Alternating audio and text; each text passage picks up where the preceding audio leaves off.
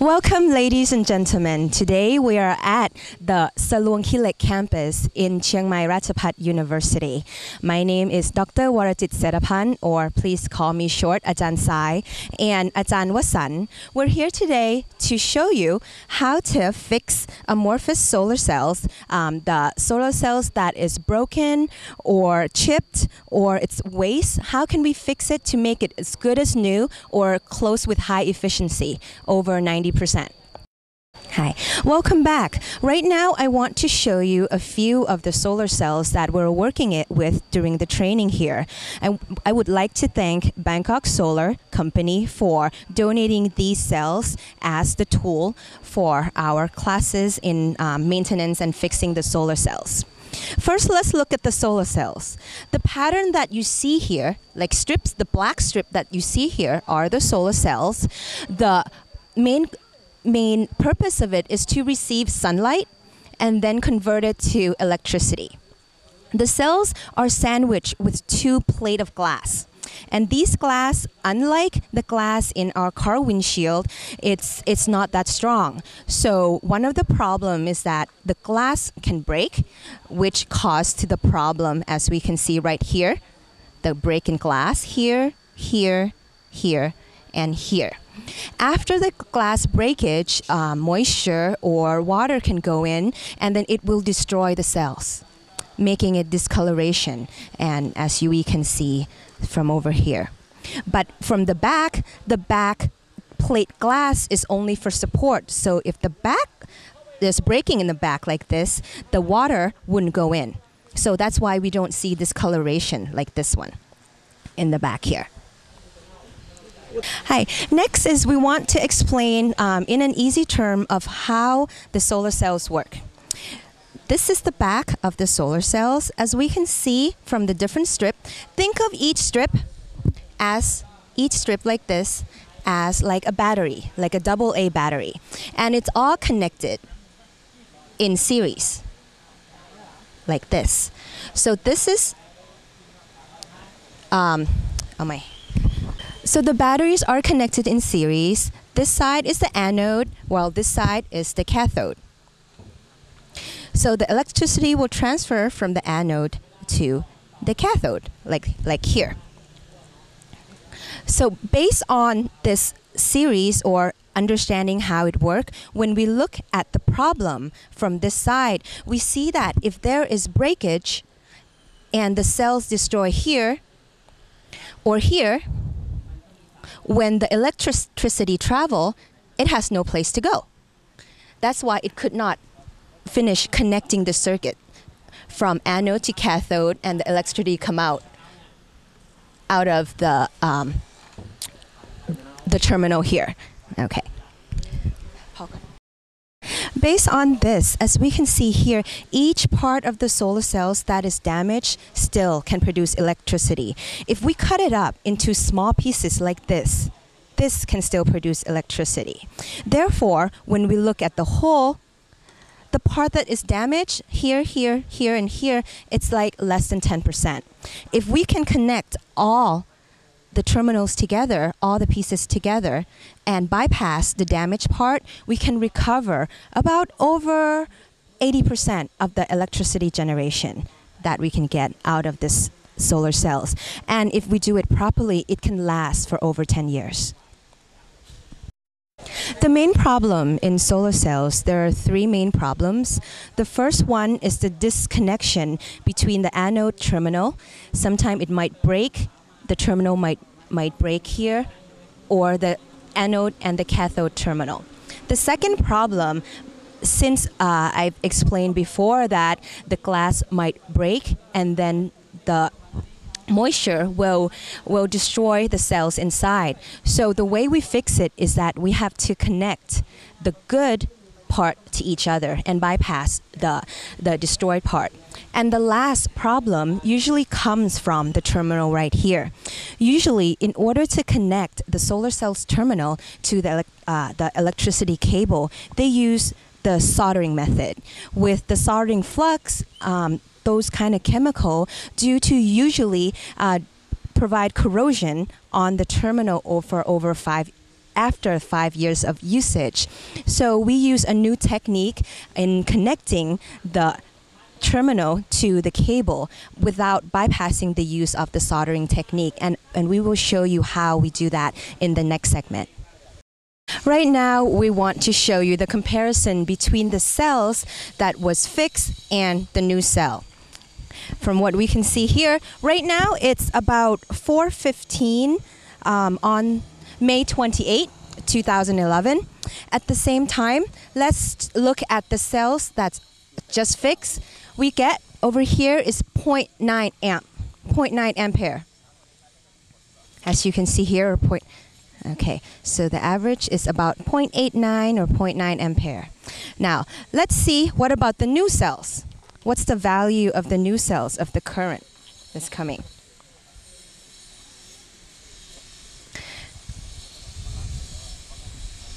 It's 1.16, 1.15 ampere. As we can see that we can recover, I think, over 80% of the electricity after fixing. I want to show you what's the final product that we have fixed.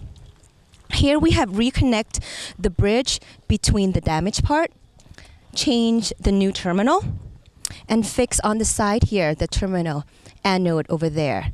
So the fixing is about 5-6 places.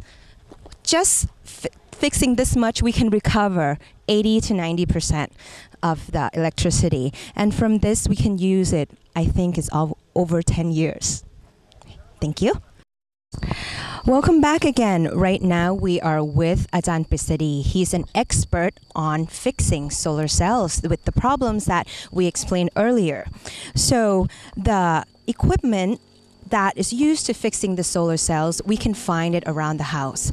The first one, let me show you the example. When we look up close over here, that to bridge the part that was damaged, we have to take away the glass. In order to take away, we just use this kind of shear, ceramic shear, to take away the glass until we reach the rubber zone or the EVA zone. After we reach the EVA zone, it's like a rubber plastic where we use like a chisel or screwdriver, as we see here, to try to chip away the rubber part to expose the cell. And then we also use this kind of eraser for the pen, or this is a rubber. It's a part of a heel of a shoe, a sandal shoe, and use that to rub and to expose the cell. Once the cell is exposed, we use the aluminum tape as a bridge between the good cells. So we cut up the aluminum strips, attach it onto the cells, and then tape it down with also aluminum tape. Afterwards, we use polyurethane with the black one here to cover. This is to prevent moisture or water from leaking in. Okay, so this is how we fix the damaged cell part. For the anode and cathode, in order to fix, you just use this kind of connector on the side here with the copper connector on both sides, as we can see here. For the terminal, over here, we see the part that's coming out. We just need to attach the connector with the diode, and this is to prevent the coming back of the electricity when the solar cells is not working. We just connect it together. This will fix the problem of the rust or the corrosion from the soldering flux that we mentioned earlier. After we fix, attach everything together, then use the polyurethane to prevent moisture and to fix it into place. So overall, for this, in order to fix this cell, it's about 10 points of fixing, and each material of fixing, we can find it around our neighborhood, and exclude the cost of the solar cells, and we just use the different material here. It's about 20 baht. That's less than $1. But this is because if you put in your labor and your work. Our work here is we want to train you, train ordinary people to be able to fix and work and maintain the solar cells so you can use around your house and your neighborhood. Well, I want to thank you, Ajahn Prisidi, a lot for showing us how to fix this thing, and thank you very much. สวัสดีค่ะ Okay. Now we're going to demonstrate the various kind of applications of using DC charging into the battery from the solar cells. First one that we want to demonstrate is lighting, is fluorescent cell, if you can see here. Yes, it is light. I can see my hand very well here. Okay, for the second lighting, it's the LED. Can I help? Whoa, okay, it's lighting, as you can see. Okay, yes, it is very strong lighting.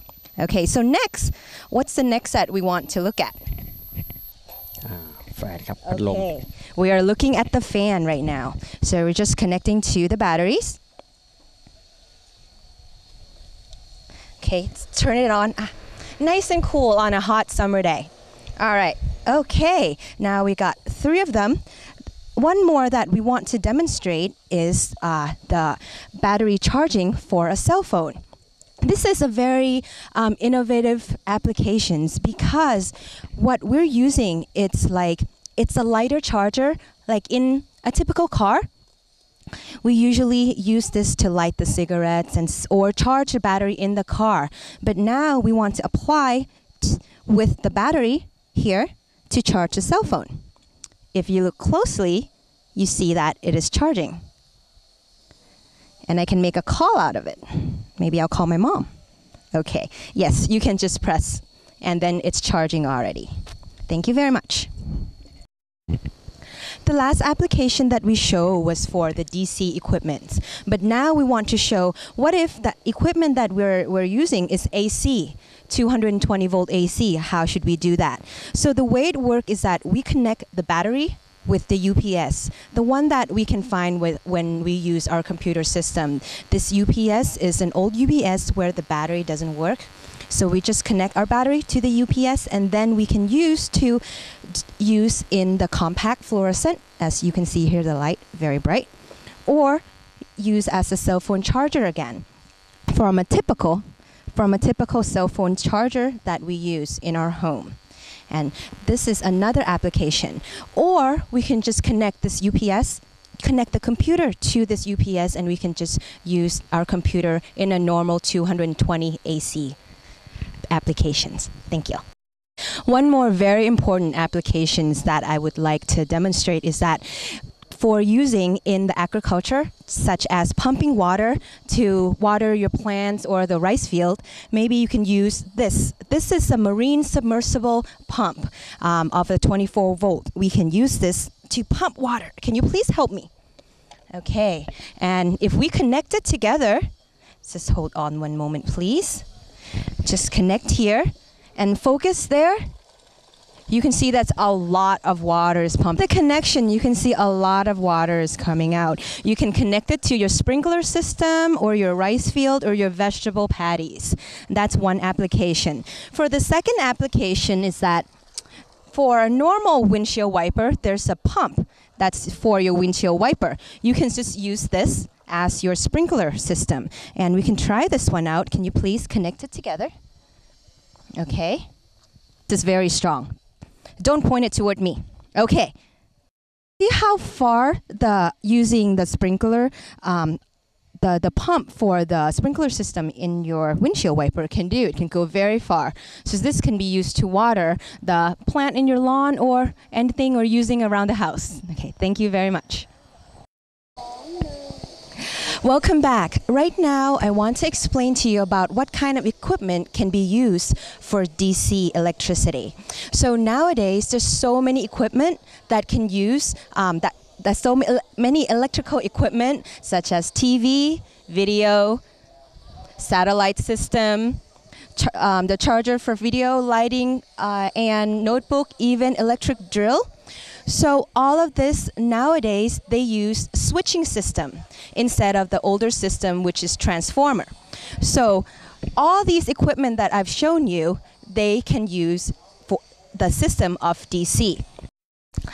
The switching system that I mentioned earlier, it does help with preventing energy losing in this power supply system, and it help reduce the cost of electricity for us. Another advantage of the switching system is that it can accept the DC power of 240 volts without any equipment having to change any part in the equipment. And this is the concept of DC smart grid. We receive this kind of concept based on Dr. Shimada from Tokyo University. He inspired us to try to use these systems for the normal electrical appliances in our household. So for the system, how we're going to use it. For example, the first system, if you have a few electrical equipments, so you can just use 3 solar cells, 1, 2, 3, connect them in series, and then connect them in the battery, such as you using 10 battery, 12 volt battery, and this will give about 120 volts. So the battery that we use with the 3 panels of solar cells are 10 batteries, like car battery, as you can see here, which each of them is 12 volts. So 10 of them total 120 volt DC. Now I want to show you the application of using DC 120 volts. It can be used for several types of electronic equipment that have switching power supply with the voltage from 100 to 240 volts, which is a very wide range. And this equipment doesn't need extra accessories to be able to use with DC, such as we can turn on the TV, the satellite, charge the cell phone, or even turn on the notebook, as you can see here. All of this we use 120 volt DC. This is one type of application that we want to show you today. In the second case, if we need higher power or more electricity to use in a lot of electro equipment, we can use solar cells, thin film solar cells, 6 of them here. Each of them is 60 volt, connected in series, and then total we get the voltage of 360 volt. With this, we can connect it into our batteries. We can see here, we can either use the big batteries, 10 of them from like cars, or the smaller batteries, as we can see here, from like motorcycles. So total 20 batteries, 12 volt each, all combined will get 240 volts. For the 240 volts, we can still, as I mentioned earlier, use with TV, with satellite. We can see for TV, satellite, even charge a battery, or fluorescent compact lighting, or even drill. Okay, one more time. All right, okay. Or even heating system, like to make coffee, I just use this coffee maker. Oh, I just call it hot water maker. Or turn on the notebook as well. So with 6 solar cells, we can use more of a wider range of electrical applications, even with the universal motor, as an example. Based on the applications that I've shown you earlier, we think that in the future, all the electricity distribution in the world would be based on DC power grid. It would be direct current going into each homes, and the power will be coming from renewable energies such as solar cells, wind, or biomass or biogas. In fact, why do we need DC power systems? Because DC is preventing energy loss when compared to AC. Since AC, we have to go step up, step down between AC, DC, and then going to the equipment. For DC, just going from DC to our equipment directly, this will prevent a lot of energy loss, and that will be in the future.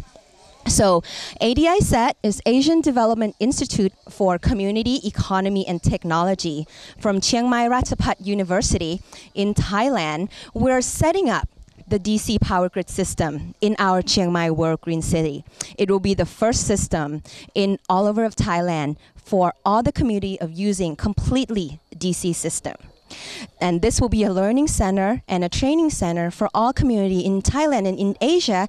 If you want to learn about DC system, please stop by. For more information, please visit adiset.com or email us at adiset@cmru.ac.th. Thank you very much for listening, and we hope to hear from you soon. Bye-bye.